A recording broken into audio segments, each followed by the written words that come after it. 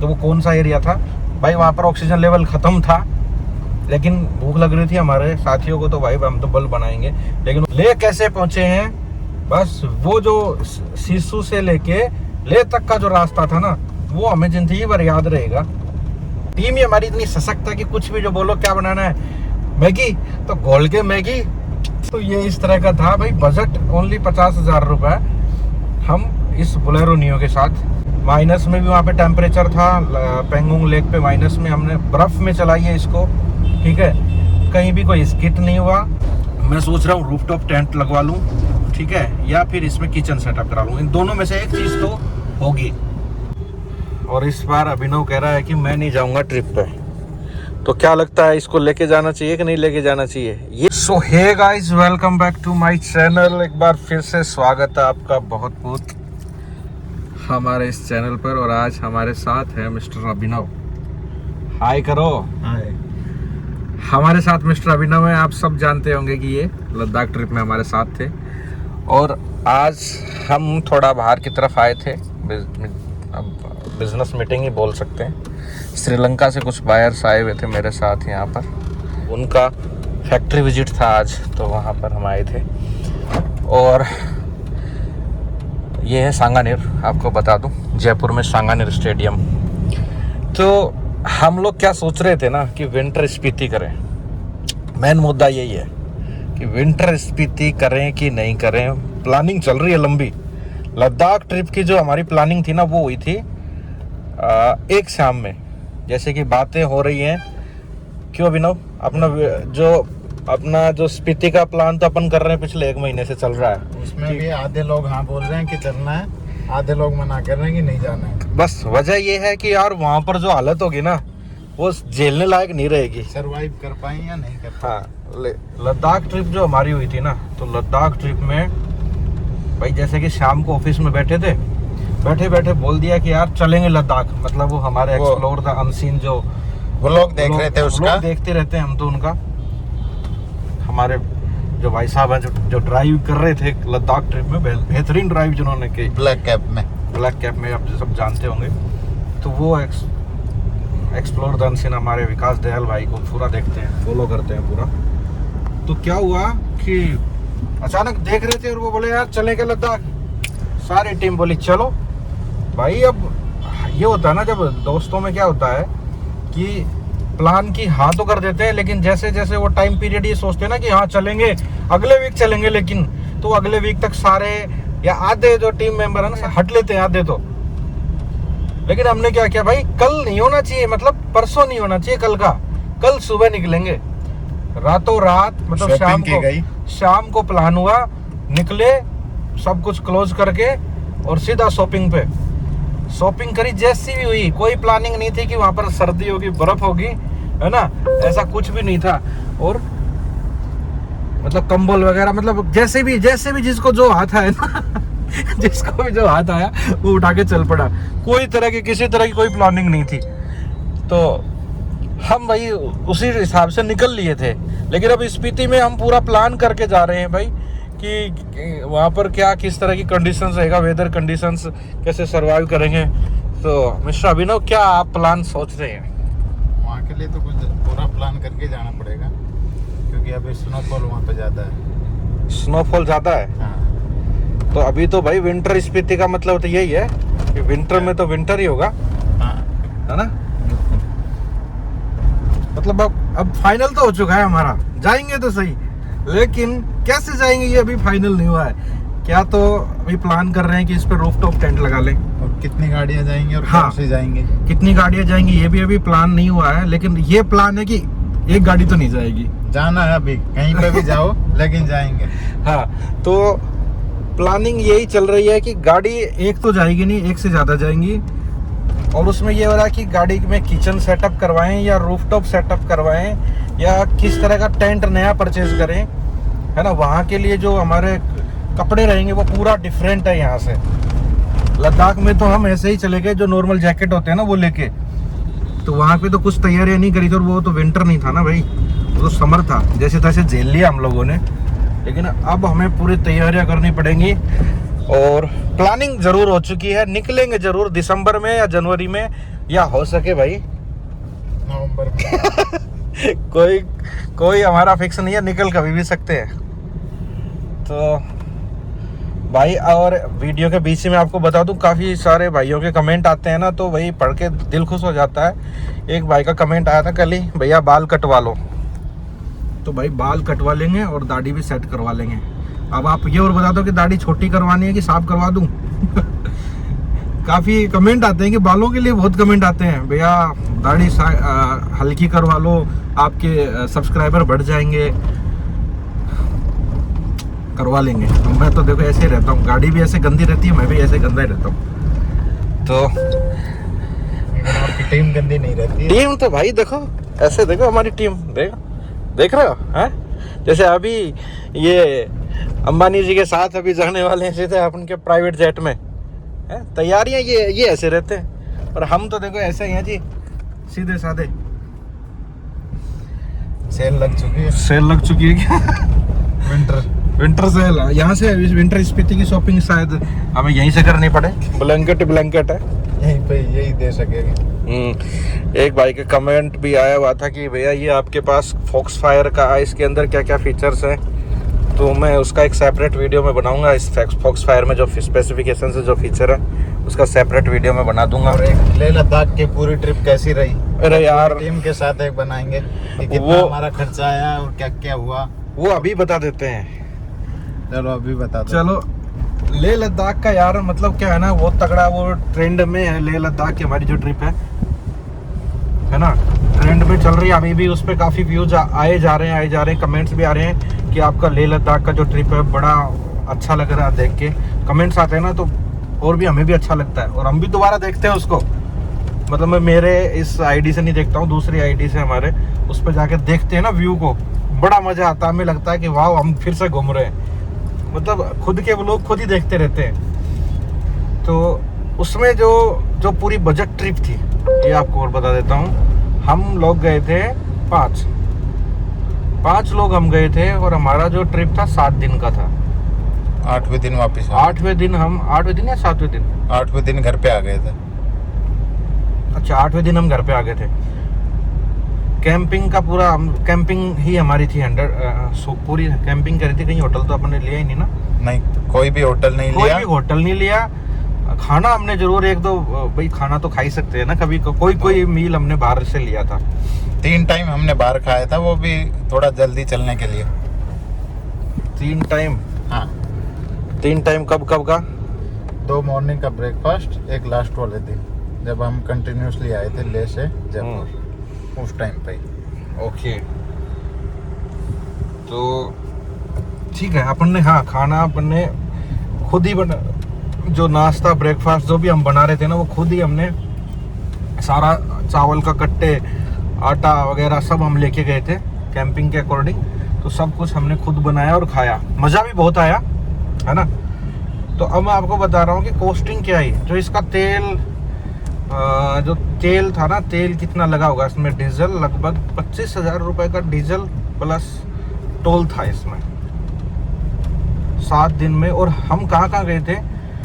यहाँ से गए थे मनाली, चंडीगढ़ से मनाली, कुल्लू मनाली से फिर हम गए थे अटल टनल, रोहतांग पास से गए सीसू से जिस्पा से फिर वो आगे वो सेसू, कौन सी जगह पर रुके थे? उस सीसू था क्या वो? जहाँ पे नाइट कैंप करा था हमने। पहला जो नाइट कैंपिंग हमने कहाँ किया था, यहाँ से हम जो मनाली का रास्ता था, जैसे मनाली वाले पहाड़ आए थे ना, तो पहली रात तो हमने वहीं गुजार दी। वहाँ पे एक हाईवे के ऊपर पेट्रोल पंप था, पेट्रोल पंप के सारे एक दुकान थी खाली, तो हमने वहीं लगा लिया हमारा तबेला। उसके बाद दूसरी जो रात हुई थी वो हमारी हुई अटल टनल के बाहर, रोहतांग जो पास है अटल टनल, वहाँ पर हमने कैंपिंग साइट थी, वहाँ पर हमारा टेंट लगाया था। उसके बाद हमने थर्ड जो लगाया वो सीसू में लगाया, नदी के पास, क्योंकि जहाँ पर वो एंट्री बंद कर देते ना, एंट्री बैरियर होता है, वहीं पे हमने लगा लिया था। क्योंकि एंट्री दी नहीं, हम 3 बजे से थोड़ा सा लेट हो गए थे। 15 मिनट लेट 15 मिनट लेट हो गया। हम सही रहे भाई, वहाँ पे लगा लिया। आगे आगे के लोग आप देखे ही होंगे कि जो हालत हमारी हुई वहाँ से लेके, जब दूसरे दिन हम सुबह 6 बजे या 7-8 बजे निकले थे वहाँ से, जिस सिसु से। फिर उसके बाद हमने जो कैंपिंग करी थी, रास्ते में एक जगह रोकी हमने, जहाँ पर हमने वो कौन सा खरदूंगला पास नहीं, उसके बाद नहीं रुके, उसके बाद बीच में अपन ने वो मैगी वगैरह आमलेट बनाया था। तो वो कौन सा एरिया था भाई, वहाँ पर ऑक्सीजन लेवल खत्म था, लेकिन भूख लग रही थी हमारे साथियों को, तो भाई हम तो बल बनाएंगे। लेकिन वो बना कहाँ से, कच्चा था सारा, लेकिन खा पी के फिर भी बोले चलो चलो। उसके बाद हम सीधा पहुँच गए थे ले कैसे पहुँचे हैं, बस वो जो सिसु से लेके ले तक का जो रास्ता था ना, वो हमें जिंदगी भर याद रहेगा। लौटते गिरते पड़ते उठते कैसे तैसे पहुंच गए थे। 12 घंटे 12 घंटे कंटिन्यू ड्राइव थी। और ऐसा रोड, कभी उबड़ खाबड़ आ रहा, कभी पत्थर आ रहे हैं, कभी प्लेन रोड आ रहा है, कोई दिख नहीं रहा वहां पर, कोई दूर दूर तक कोई कुछ किसी चीज की अगर कुछ भी हो जाए ना हमारे साथ, तो कोई हमें पता नहीं कोई रेस्क्यू करने आए भी कि नहीं आए, मेरे को तो ये भी अंदाजा नहीं है। क्योंकि आगे 50 किलोमीटर, पीछे 50 किलो कोई दिख ही नहीं रहा है। कभी कभार कोई एक गाड़ी आके निकल जाती तो वो भी दिखती नहीं, कब निकल गई कहाँ निकल गई, आगे पीछे तो कुछ था ही नहीं हमारे। फिर हमने वहाँ पर स्टे लिया ले में हम रात को पहुँचे। रात को पहुँचे तो हमने भाई वहाँ पर होटल तो लिया ही नहीं, एक बार पता किया कि यार यहाँ पर कैंपिंग हो भी सकती कि नहीं हो सकती।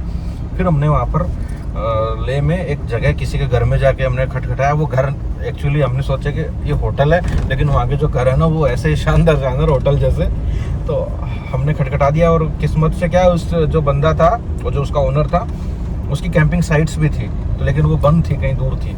तो उसने फिर भी हमें आइडिया दे दिया कि इस ले में थोड़ा सा इधर जाओगे ना, तो वहाँ पर आपको एक खाली ग्राउंड मिल जाएगा, वहाँ पर कैंपिंग कर सकते हैं। अब रात के टाइम हमें पता भी नहीं कि एरिया कैसा, लेकिन भाई बंदे ने बोल दिया कि वहाँ पे कर लो, नदी का किनारा था, हमने फिर वहीं पर टेंट लगाया।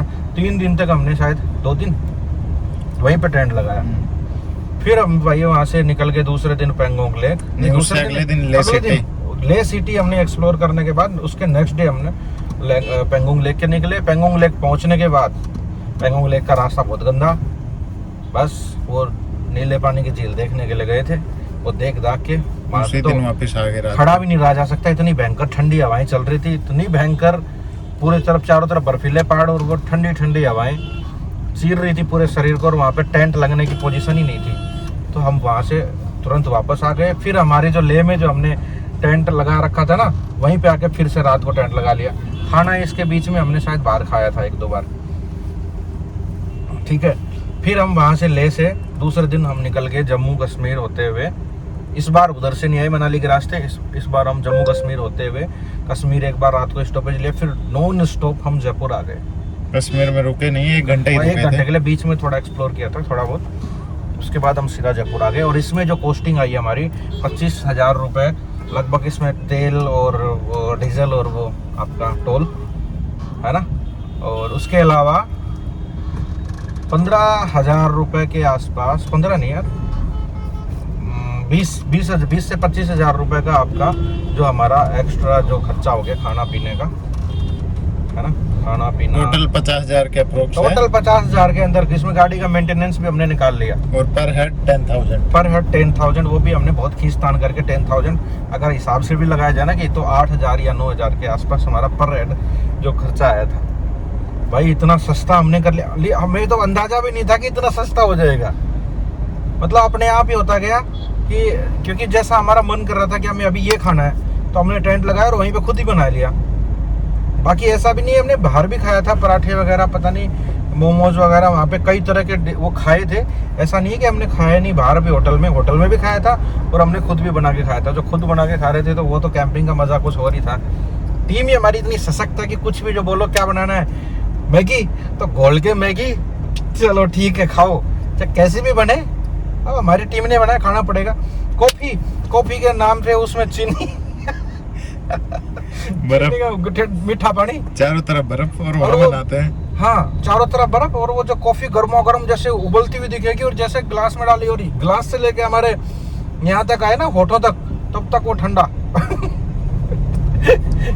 तो ये इस तरह का था भाई। बजट ओनली 50,000 रुपये। हम इस बोलेरो नियो के साथ चले गए थे भाई, लद्दाख की पूरी ट्रिप करके आ गए थे कैंपिंग में फुल मज़े के साथ। ठीक है, और बाकी सारे व्लॉग्स आप लोगों ने देखे ही होंगे। ड्राइविंग एक्सपीरियंस कैसा था भाई, इसके साथ ना कहीं भी हमें ये फील नहीं हुआ कि यार ये गाड़ी यहाँ नहीं लानी चाहिए थी। भाई साहब कहीं भी स्पिन का कोई भी स्पिनिंग की, काफ़ी भाइयों के कमेंट है कि यार लद्दाख में कोई प्रॉब्लम तो नहीं आई ना। कहीं कोई तरह की प्रॉब्लम नहीं आई। एक स्टार्ट मतलब एक सेल्फ में स्टार्ट हो रही थी सुबह, दूसरे दिन माइनस में भी वहाँ पे टेम्परेचर था। पेंगोंग लेक पे माइनस में हमने बर्फ़ में चलाई है इसको। ठीक है, कहीं भी कोई स्किट नहीं हुआ। बस वो चला, ड्राइविंग के ऊपर होता है। ड्राइवर आपका अगर एक्सपर्ट है ना तो कोई दिक्कत नहीं आएगी। मैं अभी कुछ व्लॉग देख रहा था तो बोलेरो नियो लद्दाख में कोई लेके गए हुए हैं। ठीक है, तो वो उसका इंजन का वगैरह वगैरह सिस्टम उसका ख़राब कर दिया, पिकअप नहीं ले रही वो। और मुझे लगता है कि उन्होंने क्लच प्लेट को पूरा घिस दिया है। तो वो काफ़ी वीडियो जा रहे हैं जो चढ़ ही नहीं रही है चढ़ाई पे। या तो उनका ड्राइवर वो है कि ड्राइवर उसको ड्राइविंग नहीं आ रही ढंग से। तो भाई ऐसा अपनी बोलेरो नियो के साथ कोई तकलीफ नहीं हुई थी। हम देख लो पूरे लोडेड थे सामान के साथ, हर तरीके के सामान के साथ लोडेड थे, कोई किसी भी तरह की समस्या नहीं आई। हाँ, जब हम लेह पहुँचे थे तब तक इसके जो एयर फिल्टर था ना वो जाम हो चुका था। तो उससे क्या इसकी आवाज़, इंजन नॉइस है ना चेंज हो गई थी, नोकिंग की सी आ रही थी इसमें आवाज़। तो वो सब हमने एयर फिल्टर दोबारा से साफ़ करा लिया, तो वो गाड़ी का जो सारा साउंड वगैरह वापस से ठीक हो गया था। बाकी कोई भी प्रॉब्लम नहीं हुई, है ना। और कोई भी अगर आप लोगों के कमेंट्स हैं ना तो आप पूछ सकते हैं। आपके वैसे कमेंट्स तो मैं आपके जवाब देता ही रहता हूँ, और भी कोई कमेंट है तो आप पूछ सकते हैं। और जल्दी हम स्पीति करेंगे। इसके टायर घिस चुके हैं, टायर नए डलवाएंगे। और वो जो भी एक्सेसरीज हमें लगेगी स्पीति ट्रिप के लिए तो वो हम परचेज़ करेंगे और फिर स्पीति ट्रिप करेंगे। मैं सोच रहा हूँ रूफटॉप टेंट लगवा लूँ, ठीक है, या फिर इसमें किचन सेटअप करा लूँ। इन दोनों में से एक चीज़ तो होगी। या तो रूफटॉप तो काम नहीं करेगा, जैसे कि मैं पता कर रहा था तो बोले रूफटॉप काम नहीं करेगा, तो अंदर से ही मैं इसकी जो सीटें हैं ना बीच वाली और पीछे वाली, वो सीटें हटा के अंदर से इसको प्लाई वगैरह लगवा के बेड बनवा के और ये वाला काम मैं कर सकता हूँ। क्योंकि रूफटॉप टेंट में मुझे लगता है कि वहाँ पर स्पीति में ठंड इतनी रहेगी कि तो काम नहीं होगा। यहाँ पर हीटर तो चल जाएगा कम से कम, अंदर रहेंगे तो, और सेफ भी रहेंगे। तो वो रूफटॉप का तो मैं कैंसिल ही कर रहा हूँ। अंदर किचन सेटअप प्लस बेड का सिस्टम करवाएंगे और फिर चलेंगे ट्रिप पे बैक टू बैक।